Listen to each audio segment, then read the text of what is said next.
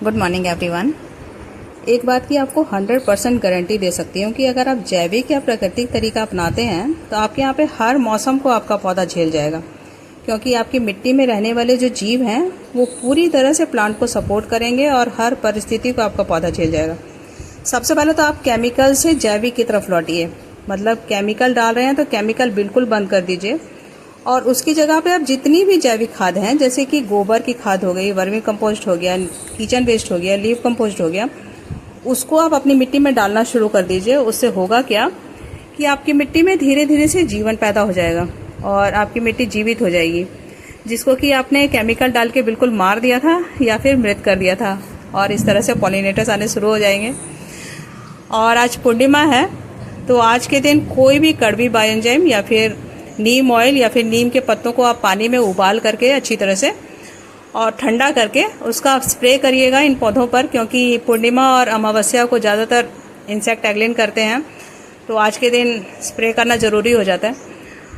तो कोई भी कड़वी बायोएंजाइम या फिर कड़वी चीज़ कोई भी आप स्प्रे करिएगा अपने पौधों के ऊपर।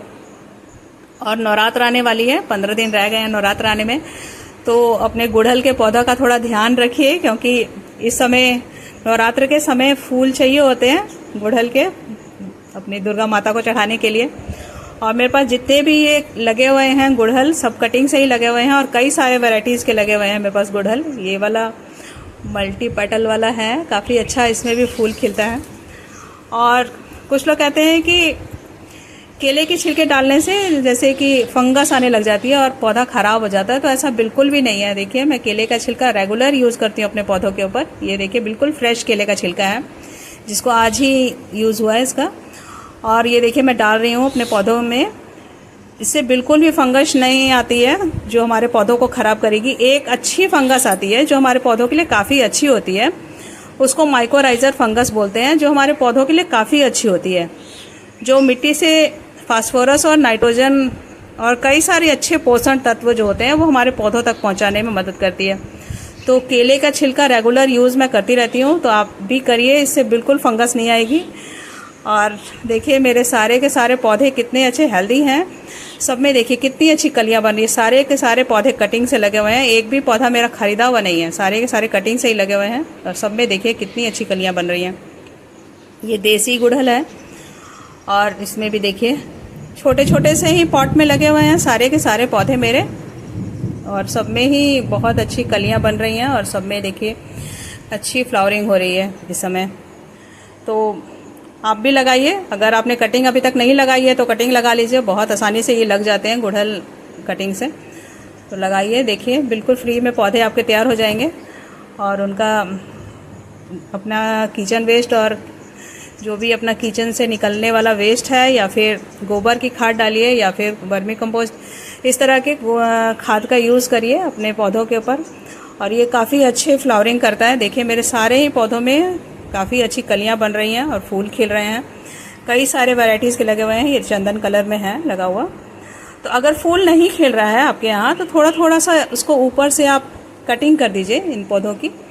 तो कटिंग करने से होगा क्या कि उसमें मल्टीपल निकलेंगे ब्रांचेस और फिर उसमें कलियां बनेंगी। तो गुड़हल का क्या होता है कि ऊपर ऊपर ही इसकी कलियां आती हैं, देखिए सबके टिप में ही कलियां बनी हुई हैं।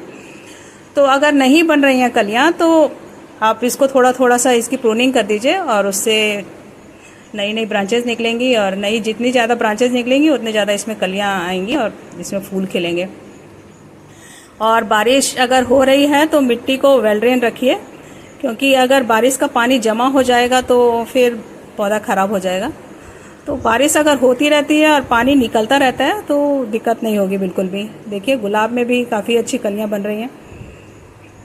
ये मेरा हाइब्रिड गुलाब है और इसमें भी देखिए काफ़ी अच्छी कलियां बन रही हैं, क्योंकि अब मौसम आ गया है फूलों का, ठंडी का मौसम आने वाला है, तो अब सब में सारे फूल खिलने लग जाएंगे। काफ़ी सारे वैरायटी के फूल अब आएंगे और हम लोग भी लगाएंगे। और काफ़ी सारे गमलों को तो मैं आज खाली करूँगी, क्योंकि दूसरे फूल लगाने हैं, तो गमले खाली करके कुछ मैं लगाऊंगी दूसरे फूल भी। और देखिए, चंदन कलर का ये गुड़हल भी बहुत ही सुंदर लगता है और रेगुलर खिलता है, ये रेगुलर इसमें फ्लावरिंग होती रहती है, काफ़ी अच्छी इसमें कलियां बन रही हैं। देखिए इस तरह से मेरा पूरा अभी जंगल बना हुआ है, तो इसकी सफाई करके और नए पौधे अब लगेंगे, क्योंकि अब सर्दी वाले पौधों का समय आ गया है। और गेंदे के बीज भी अब लगाने का समय हो गया है, तो अब लगा लीजिएगा। और अगर ज़्यादा बारिश हो रही है आपके यहाँ तो अभी रुक जाइएगा कुछ दिन, क्योंकि बारिश में पौधे ख़राब हो जाते हैं, बीज खराब हो जाते हैं। तो बारिश जब थोड़ी कम हो जाए तब उसके बाद बीज लगाना शुरू कर दीजिएगा। और ठंडी वाले सब्जियों के बीज भी अब लगने शुरू हो जाएंगे। चना मटर ये सब थोड़ा सा टाइम अभी है, उसमें अब वो अभी मत लगाइएगा। और फूलों के बीज अब लगेंगे। Thank you for watching.